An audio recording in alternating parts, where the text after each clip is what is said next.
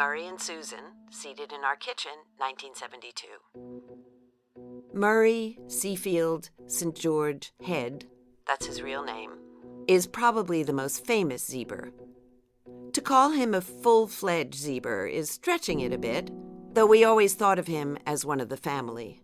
In fact, after spending time here, he wanted to start his own Zeeber commune back in England.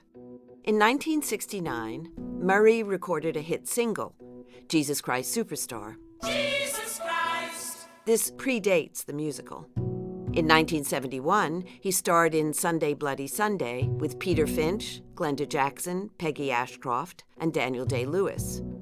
Rotten Tomatoes gave the movie a 92%.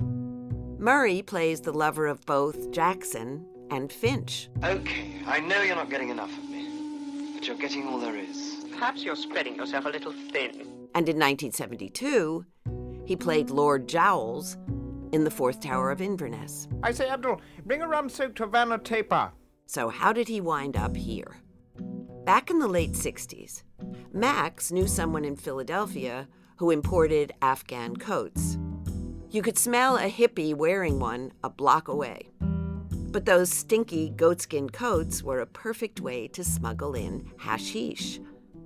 Once the hash was removed, Max's drug dealer friend didn't know what to do with all those coats, so Max took his hashless Afghans off his hands at a bargain price and sold them in his store at full price and in other paraphernalia stores too.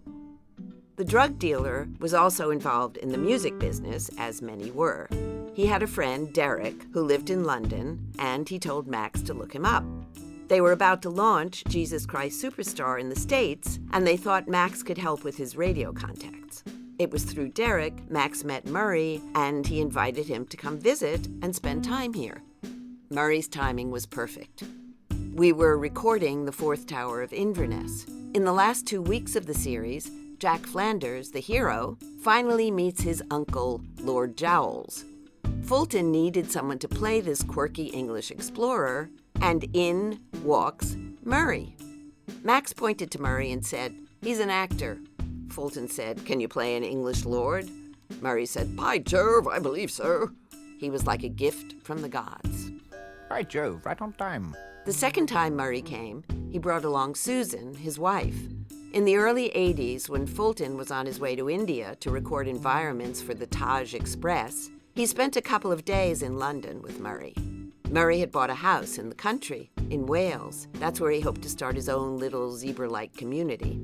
Besides the house, there was a barn he wanted to convert into a recording studio, but it'd take more money than Murray had, so it never did happen. In '84, he had another hit, One Night in Bangkok. One town's very like another when your head's down over your pieces, brother. Oh, one more thing. In the movie Sunday Bloody Sunday, it was the first time a major film showed two men kissing. People in movie theaters screamed and gasped. Remember, that was 1971. The thing that ticked Murray off, it seemed in every interview he did then, the reporters were fixated on the fact that he had kissed a man. They all wanted to know, what did it feel like? Murray, who is straight, got sick of answering. He thought it was a really stupid question to ask. But still, we wondered, what did he say? Maybe the same as kissing a woman, except for the stubble. We never asked him. So relax. Take a daisy, as you American wallers say.